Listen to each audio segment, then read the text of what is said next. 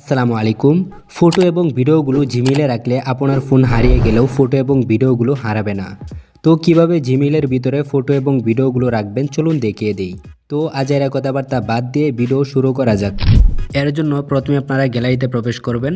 গ্যালারিতে আসার পরে যে পিকচারগুলোকে আপনারা জিমেইলের ভিতরে রাখবেন সেই পিকচারগুলোকে চাপতে ধরে সিলেক্ট করবেন। তারপরে নিচে আপনারা দেখতে পারতেছেন সেন্ড, তো আপনারা এই অপশনটিতে একটা ক্লিক করবেন।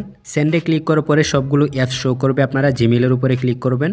তারপর আপনাদের সামনে এরকম একটি ইন্টারফেস শো করবে, উপরে আপনার জিমেলটা শো করবে। এই জিমেলটাকে কি করবেন, এখানে বসিয়ে দিবেন।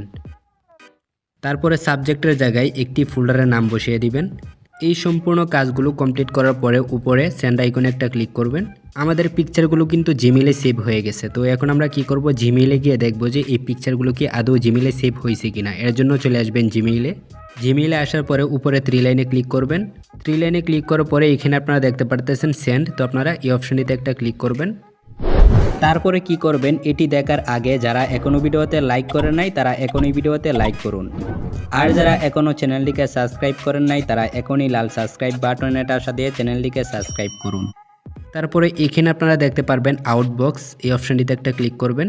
এখানে আপনার ফোল্ডারের নামটি শো করবে, তো আপনারা এই অপশনটিতে ক্লিক করবেন।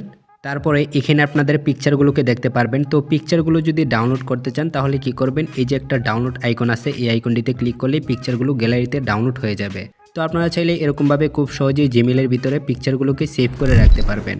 তো আজকের এই ভিডিওটি এ পর্যন্তই, আবারও দেখা হবে পরবর্তী ভিডিওতে। ততক্ষণ ভালো থাকবেন, সুস্থ থাকবেন, নিজের খেয়ে আমার জন্য দোয়া করবেন। টেক কেয়ার, আল্লাহ হাফেজ।